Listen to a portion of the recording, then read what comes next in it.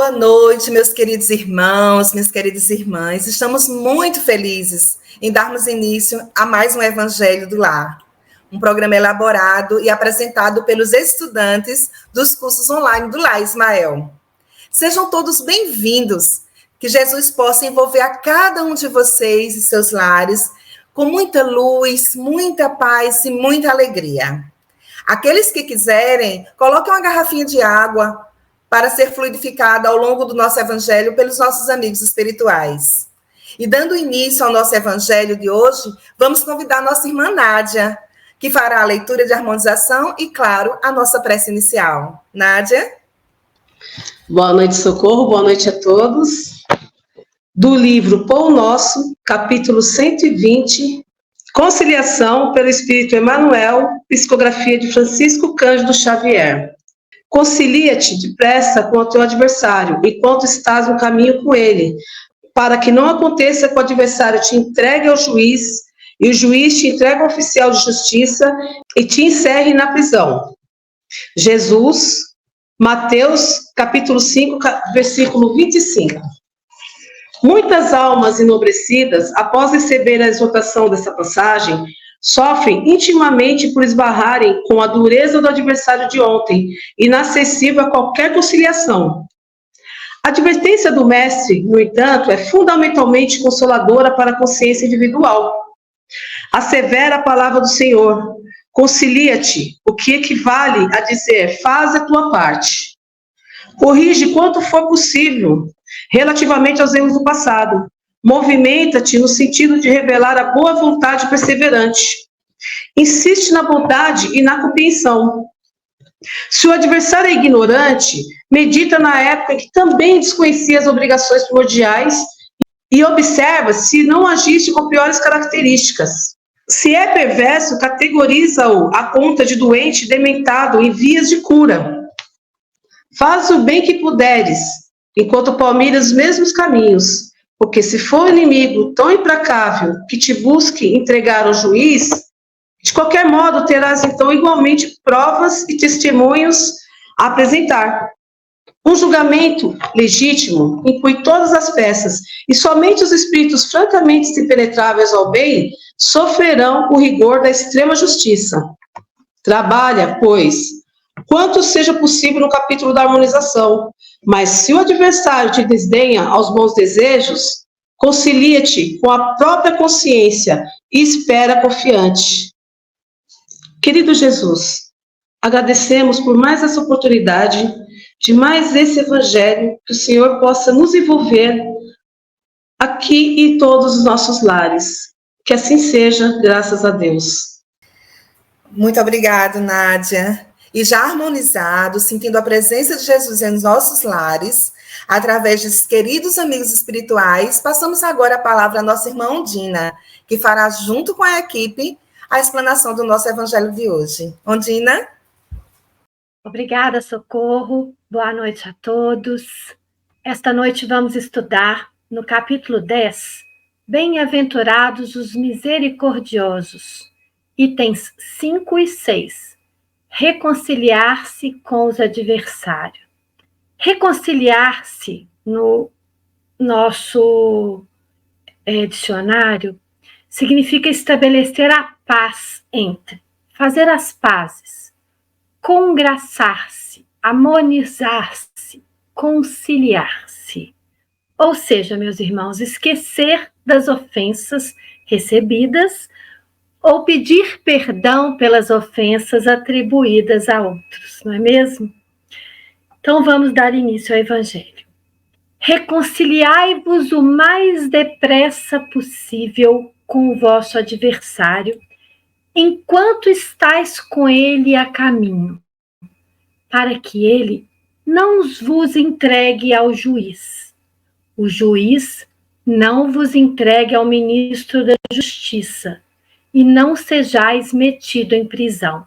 Digo-vos em verdade, que daí não saireis enquanto não houverdes pago o último ceitil.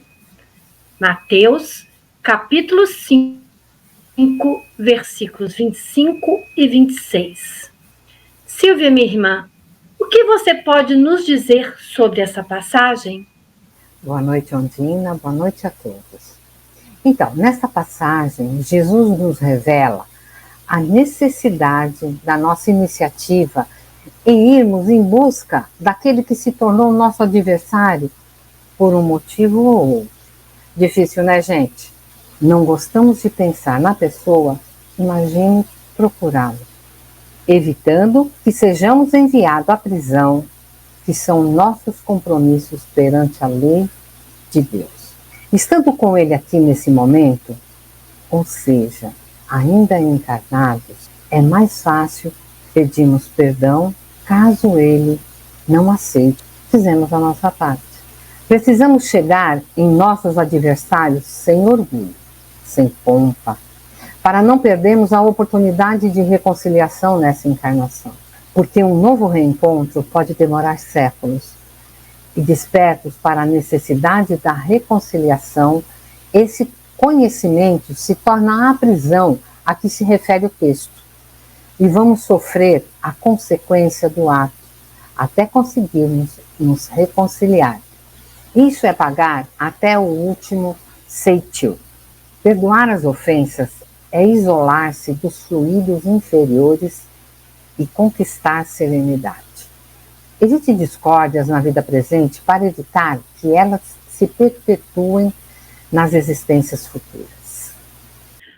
Até porque, né, Silvia, não sabemos quando iremos nos encontrar novamente para podermos, enfim, fazer esta reconciliação.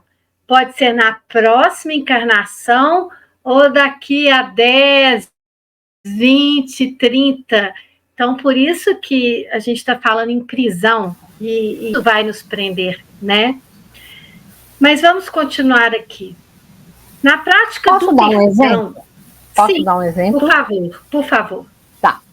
Minha tia e a minha avó, né? A minha avó, sogra da minha tia. Elas discutiram. E elas ficaram separadas durante 10 anos. E o meu tio, filho, né, da vovó, ele optou pela família. Então, ele não ia ver a mãe, não ia ver a minha avó, tá? E nós ficamos assim, mas aceitamos, né? Durante 10 anos.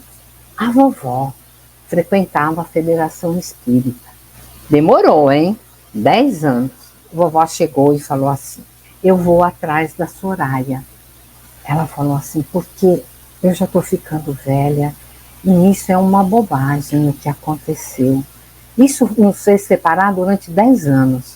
Eu não posso. Nós vamos ficar inimigas e daqui a pouco eu vou morrer. E como é que eu vou responder isso lá para Jesus? Então eu vou procurá-los. Chamou a mamãe e foram. E assim se abraçaram. Eu até emociono agora, porque eu fui junto, né? Eu era pequena. Se abraçaram, conversaram. Uma pediu perdão para a outra. A minha tia pediu perdão por ter feito aquilo e porque o meu tio também ficou esses 10 anos sem a presença da mãe. Então, eu li esse trecho, eu imaginei, e você falando agora, onde eu imaginei, a vovó desencarnou primeiro, mas a hora que ela chegou lá, como todos nós vamos prestar contas, né, no acerto de contas dela, o que ela viu, o que ela sentiu de novo quando ela viu esse episódio, essa fase na vida dela. E depois a minha tia também desencarnando. Então, É verdade. Não é verdade? É verdade. Então eu achei que casou bem. Tem muitos casos. Exato. Tem muitos casos, principalmente dentro da família, né? Que as pessoas brigam e aí um parte, principalmente, às vezes, vezes antes, né? Quando a gente acha que não está na hora, porque a pessoa é muito jovem, e você fica com aquilo o resto da sua encarnação e depois ainda pensando por que eu não pedi perdão, por que eu não perdoei. Era tão simples, né? E eu não fiz isso. Então, meus amigos, continuando a leitura. Na prática do perdão, como em geral na do bem, não há somente um efeito moral, há também um efeito material. Socorro, explique para nós esses efeitos, o moral e o material, na prática do perdão, por favor. Então, Dina, como a gente está falando do perdão e sobre esse efeito na nossa vida, a gente tem que entender como ele é importante para todo o nosso sistema, né? Emocional, espiritual, fisiológico, tudo. O perdão, ele é um poderoso recurso emocional, que pode influenciar significativamente na nossa saúde mental e no nosso bem-estar. O ato de perdoar não só envolve liberar ressentimentos em relação aos outros, mas também a nós mesmos. Então, é como uma jornada de autocura, que pode resultar em uma transformação profunda. Quando praticamos o perdão, não estamos negando a dor que sentimos, mas sim escolhendo a liberar essa dor, permitindo que possamos seguir em frente com mais leveza e clareza mental. Então, sobre esses dois pontos que precisamos enfatizar, do ponto de vista material, podemos dizer que está diretamente relacionado à nossa saúde mental e corporal. E, inclusive, é importante registrar que a ciência vem comprovando com muitas pesquisas, com muitas investigações, que o ato de perdoar faz com que o nosso sistema imunológico realmente se restabeleça, reduzimos o nosso estresse, nossa ansiedade. Nós temos, sim, um benefício muito importante na nossa saúde cardiovascular. Nosso coração vai ficar muito melhor. E, inclusive, alguns estudos mostram que as pessoas que perdoam durante a sua caminhada, durante as suas relações, têm uma contribuição na sua longevidade. Então, do ponto de vista material, é super importante. E do ponto de vista moral? Aí é que é importante. Então, para Emmanuel, quem perdoa, esquecendo o mal e avivando o bem, recebe do Pai Celestial, na simpatia e na cooperação do próximo, o alvará da libertação de si mesmo. Olha que lindo isso. Habilitando-se a sublimes renovações. Então, tem algumas passagens da Bíblia que a gente pode dar mais ênfase ainda sobre essa questão. Em Marcos, capítulo 11, versículo de 25 a 26, diz assim: e quando estiverem orando, se tiverem alguma coisa contra alguém, perdoem-no, para que também o Pai Celestial perdoe os seus pecados. Mas se vocês não perdoarem, também o seu Pai, que está nos céus, não perdoará os seus pecados. Olha que forte isso. Em Lucas, capítulo 17, versículo 3, diz assim: tomem cuidado, se o seu irmão pecar, repreenda-o, e se ele se arrepender, perdoe-lhe. Em Lucas, capítulo 15, versículo 10, tem assim: eu digo que, da mesma forma, há alegria na presença dos anjos de Deus por um pecador que se arrepende. Olha que lindo isso. Então, para concluir essa reflexão, importante entender que a ausência do perdão entre nós, espíritos imortais, faz com que pensamentos, sentimentos negativos comecem a tomar um lugar que não deveria tomar. Então, dessa forma, criamos a nossa própria prisão espiritual, como já foi dito. Então, portanto, a gente precisa entender, né, que a importância do perdão, segundo o nosso espiritismo, segundo essa doutrina de luz, nos liberta do sofrimento. E, claro, seguimos para o progresso em relação ao nosso aprimoramento moral. Ondina? Posso falar antes, que me veio agora, um acontecimento pessoal. Minha mãe era uma pessoa muito boa para a família toda. E teve uma pessoa que realmente maltratou ela. fez muitas maldades, e ela era uma pessoa que perdoava muito, e aquilo me dava raiva, sabe? E quando ela faleceu, eu fiquei com muita raiva por ela, né? Pela pessoa que eu achei que fez maldade para ela, entendeu? Então, eu não falava com a pessoa, eu tinha sonhos ruins com essa pessoa, e aí, uma vez, ela veio em sonho e fez assim: se eu perdoei, por que você está com raiva? No sonho. E eu acordei com aquele sentimento ainda. Eu falei assim, mas como é que eu vou perdoar a pessoa? E aquilo me fez um sentido, porque aí eu peguei o evangelho, que eu já estava estudando, né, catecismo, né, o espiritismo, e veio uma resposta assim para mim, né, o problema da pessoa ter feito a maldade é o problema dela. É ela que vai ter que lidar com isso e não você. Isso não te pertence. Então, naquele dia em diante, comecei um exercício, né, de levantar e fazer uma prece para a pessoa, né, porque aprendi isso do estudando, né, que quando você tem alguma mágoa, é melhor você rezar pela pessoa, orar por ela. Então, eu pedia para Deus todo dia tirar aquilo de mim. E aquilo foi melhorando até meu estômago, gente. Porque eu vi que engolir aquela mágoa, aquela raiva, me dava até má digestão. E assim, hoje a gente conversa muito bem, nos damos bem. Eu não tenho mais essa mágoa de verdade, mas demorou anos, viu?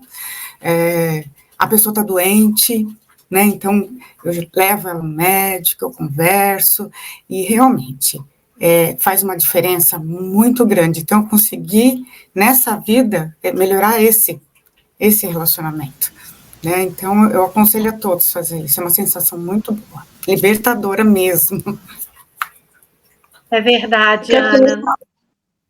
Eu quero falar uma coisa que aconteceu na minha vida também, pessoal. Eu cuidava da minha mãe, e ela sempre falava, ai filha, eu tô acabando com a tua vida, né? Eu já cuidei dela quase 10 anos, por aí.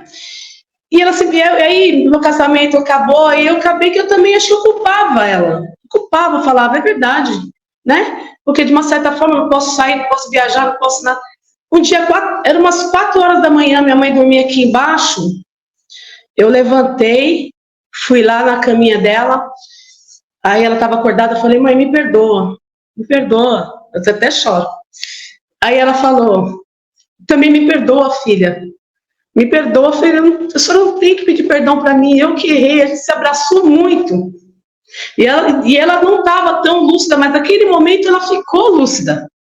Aí ela me abraçou, a gente se perdoou, eu perdoei ela, e desses 5 meses que eu cuidei dela foi libertador, porque a gente conseguiu, né, eu me emociono, porque, então assim, o perdão é libertador demais, gente, é demais, muito libertador. É verdade, é por isso que a gente ouve muito e estuda muito, que a falta do perdão, ele remete à motivação de quase todas as aflições que nós vivemos hoje.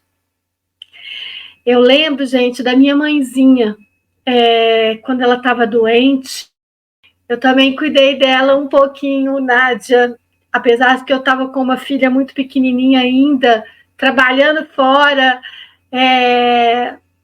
eu pude ter esse convívio. E eu me lembro de falar com a minha mãezinha assim, que ela tinha uma mágoa dentro dela. Eu sabia qual era. E eu dizia para ela assim, mãezinha, deixa essa mágoa, mas o que acontece? A mágoa era com o meu pai, e ele já tinha ido. Então não dava tempo, né, de resolver.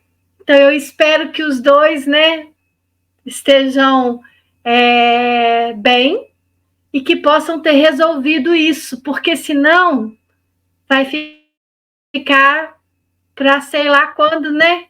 E é pior. Essa mágoa traz doenças, essa mágoa traz tristezas, essa mágoa nos destrói tanto o corpo quanto a alma. Mas vamos continuar. A morte, como sabemos, não nos livra dos nossos inimigos, os espíritos vingativos perseguem muitas vezes com seu ódio no além-túmulo aqueles contra os quais guardam rancor, de onde decorre a falsidade do provérbio que diz: morto o animal, morto o veneno. Nesse caso, não funciona com o homem, tá? Quando aplicado ao homem. O espírito mau espera que o outro, a quem ele quer mal, esteja preso ao seu corpo, e assim, menos livre para mais facilmente o atormentar, ferir nos seus interesses ou nas suas mais caras afeições. Ana, minha irmã, pode nos explicar o que significa esse parágrafo? Olha, minha irmã, pelo que a gente tem estudado, nós sabemos que o nosso espírito, ele fica mais suscetível a intervenções de espíritos de fora, porque no nosso corpo, nossa alma, né, fica presa ao corpo físico e ao perispírito. Então, a gente não tem a visão, né, que eles têm do mundo espiritual. Lógico, são raras as exceções, né, de pessoas que conseguem ter essa visão além do material. E essas perseguições, elas acontecem em virtude das mágoas, né, que criamos aqui. Então, as pessoas desencarnam magoadas, e aí elas não se conformam de você estar bem, feliz numa nova vida, né, porque a gente tem aquela fase de esquecimento, né, que joga um véu do esquecimento para a gente viver uma nova experiência, e aí você está vivo, feliz com, né, às vezes, um novo marido, ou com uma empresa, né, que está indo muito bem, e aí a pessoa está, poxa vida, ela era minha mulher, né, tá lá feliz e ela me traiu, está tendo uma nova oportunidade, por que disso? Não vou deixá-la em paz, eu não me conformo, não é nem porque ele quer fazer maldade, é porque ele está magoado, ele não tem nem noção, né, de que essa mágoa, como a gente acabou de falar, faz mal para tudo. E a gente tem um exemplo clássico, que é do Divaldo, no filme do Divaldo Franco, que ele tem uma relação com outro espírito que o persegue há 400 anos. Né? Então, você vê que, assim, passou reencarnações, ele voltou para o plano da erraticidade, que a gente fala, né, que é o plano espiritual, e essa mágoa continuou.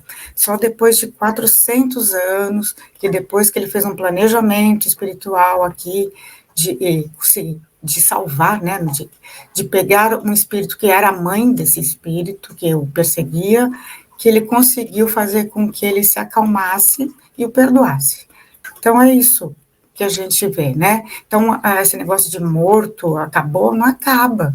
Então, a gente tem que evitar ao máximo levar mágoa para as pessoas, né? Magoar as pessoas e levar também essa mágoa conosco, porque vai retroceder, né?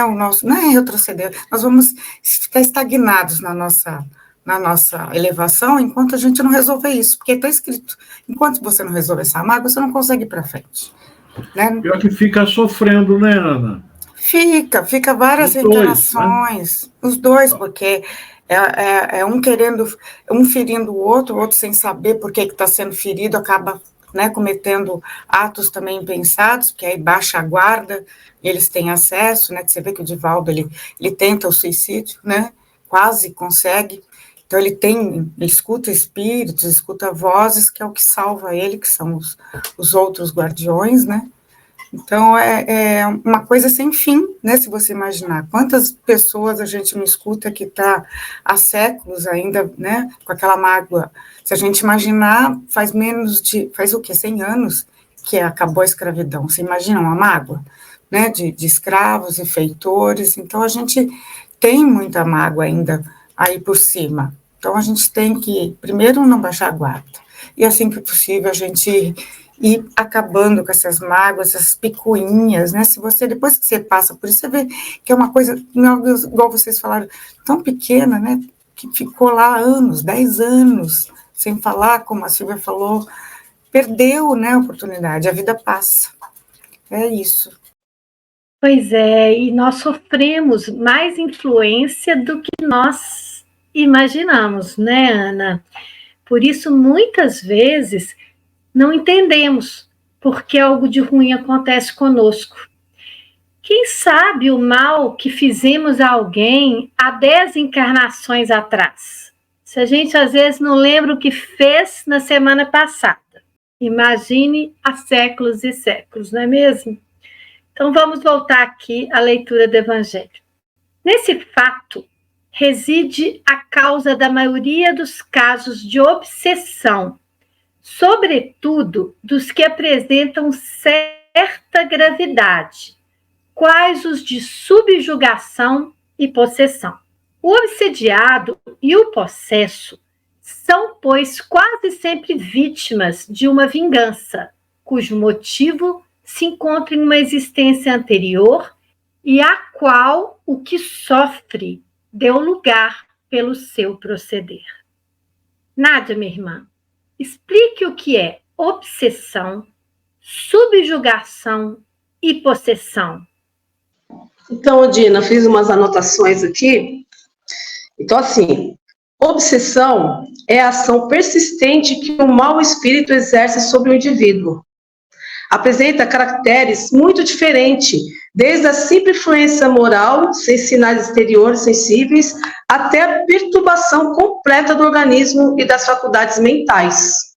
Possessão é a ação que o espírito exerce sobre o indivíduo encarnado, agindo temporariamente em seu próprio corpo material. Esta ação não é permanente, considerando que a união molecular do perispírito ao corpo opera-se somente no momento da concepção. A subjugação caracteriza-se pelo fato de os obsessores exercerem domínio praticamente total do organismo e do campo mental do obsedado, que não consegue se opor a uma vontade mais forte do que a sua. Pois é, né, gente? Quantas pessoas nos hospitais psiquiátricos, em tratamentos, que não sabem, né, o que está acontecendo com elas. Muitas vezes sendo tratadas como doentes mesmo. É claro, esses fenômenos causam a doença do corpo e da alma, mas sem saberem o real motivo, que muitas vezes é o quê? A falta do perdão, a falta da reconciliação, enquanto ainda estamos aqui, né, juntos dessa pessoa.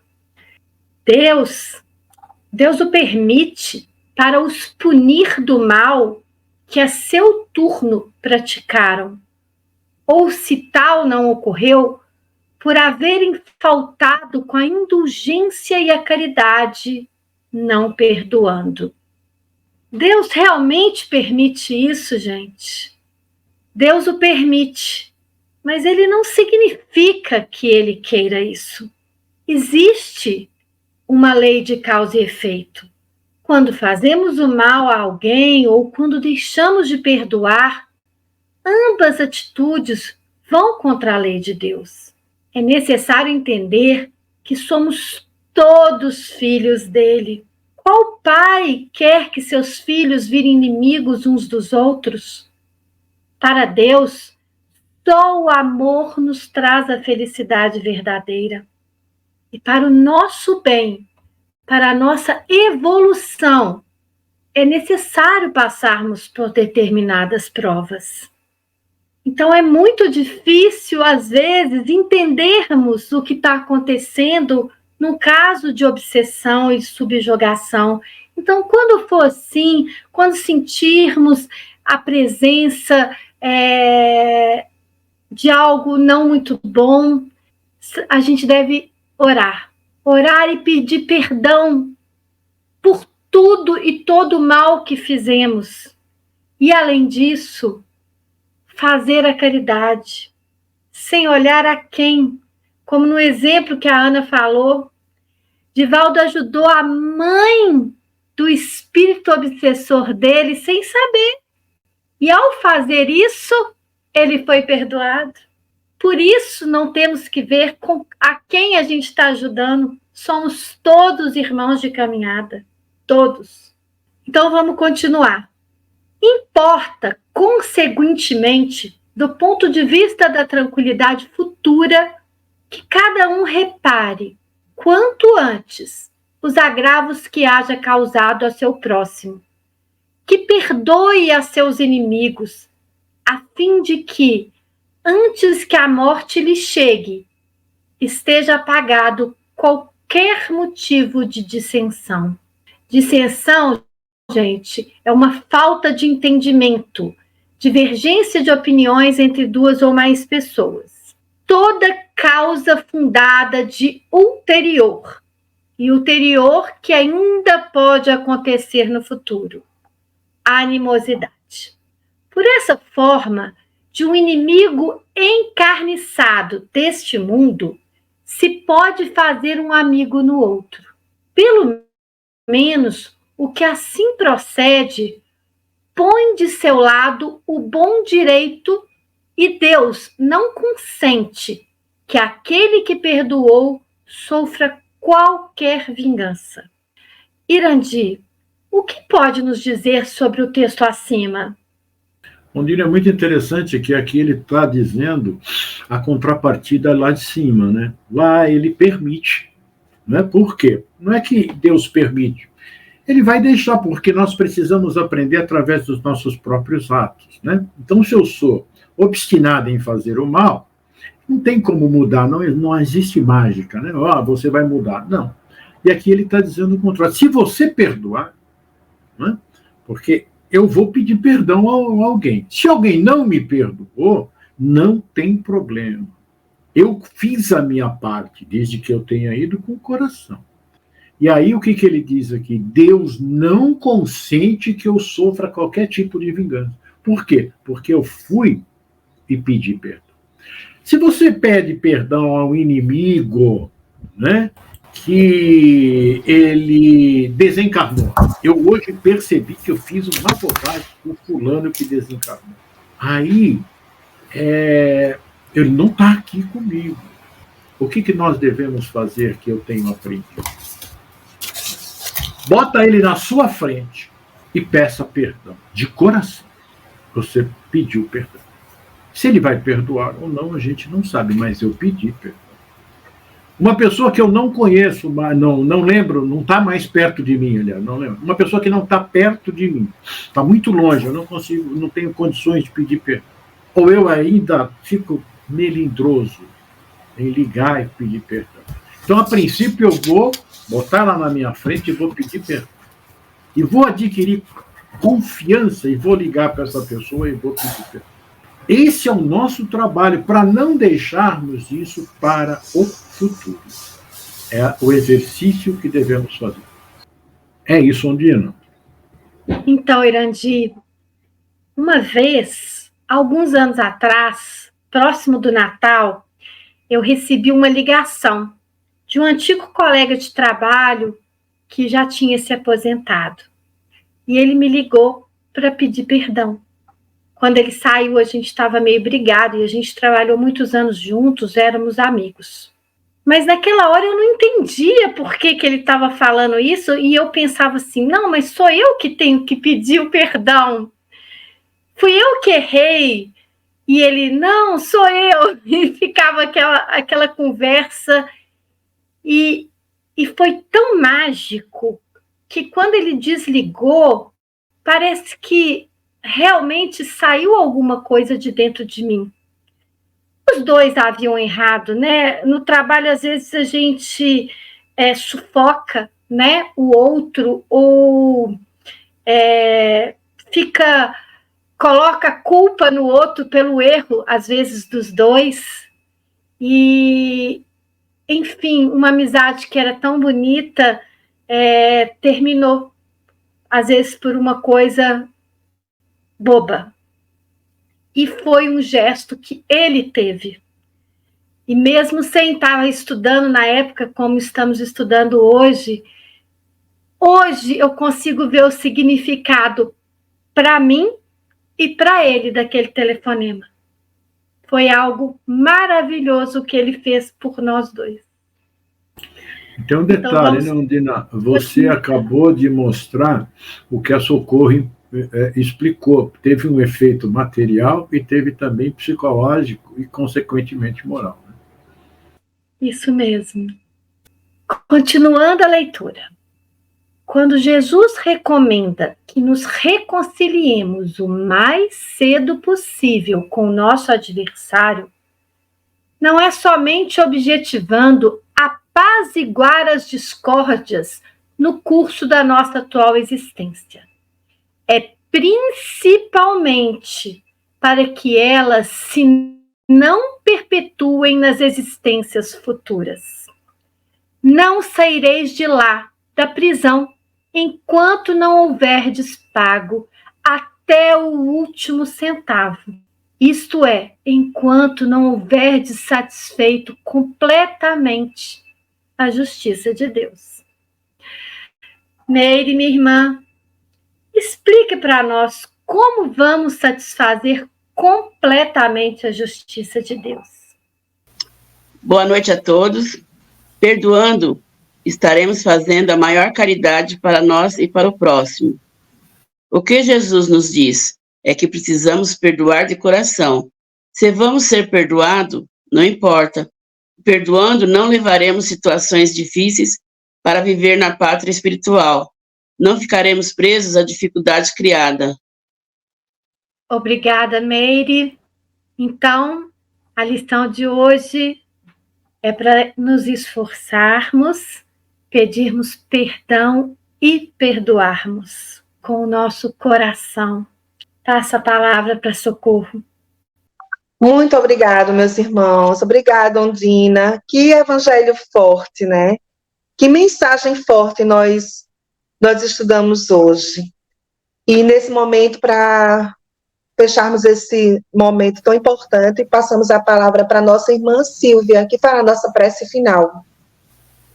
Então vamos, nesse momento, fechar os nossos olhos e somente agradecer a Deus, a Jesus, por esta oportunidade e esse aprendizado lindo que é o perdão. Que nós possamos exercitá-lo, que nós possamos perdoar, para sermos perdoados também, porque nós necessitamos de perdão. E assim, Mestre amado, esteja em nossos lares, iluminando e perfumando a todos os nossos. E pedimos aos Espíritos, aos nossos amigos espirituais, para fluidificar as nossas águas. Fique conosco, Senhor, hoje e sempre. Que assim seja, e muito obrigada. Então, estamos chegando ao fim do nosso evangelho de hoje. Agradecemos a todos vocês que ficaram conosco nesse momento, com esse evangelho de luz, em seus lares, e convidamos que estejam novamente na próxima segunda-feira. Vamos lembrar também que esse programa, esse evangelho, vai ficar gravado em várias plataformas digitais, no canal do Lá Ismael, no YouTube, no Instagram, no Spotify, no Amazon Music, e que vocês podem assistir quantas vezes vocês quiserem, e também repassar para parentes, amigos, pelos grupos de WhatsApp. Vamos espalhar esse evangelho, vamos espalhar essa doutrina de luz. Que Jesus possa nos abençoar sempre, e nos encontramos novamente na próxima segunda-feira, às 18 horas. Um grande abraço. Tchau, tchau.